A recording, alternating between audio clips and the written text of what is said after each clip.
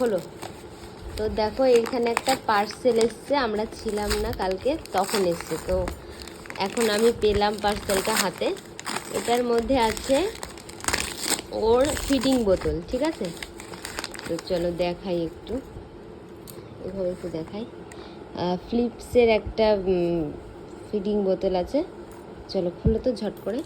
তো খুলতে খুলতেই বলি যে আমি ওকে একটা নিয়ে ভিডিও করছিলাম, তো তখন ওর এই বোতলে খেতে খেতে, ও যে বোতলটাতে নর্মাল ফিট করে সেটাতে খেতে খেতে ওর না বিষম লেগেছিল।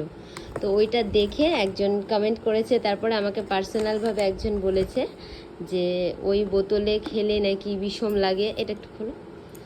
আর এই বোতলটা নাকি মায়ের বুকের থেকে খেলে পরে যেরকম হয় সেইটা নাকি এইটাতে ওরা পায়, মানে এটাতে নাকি কমফোর্টেবল হবে, যার জন্য আমি এইটা নিয়েছি।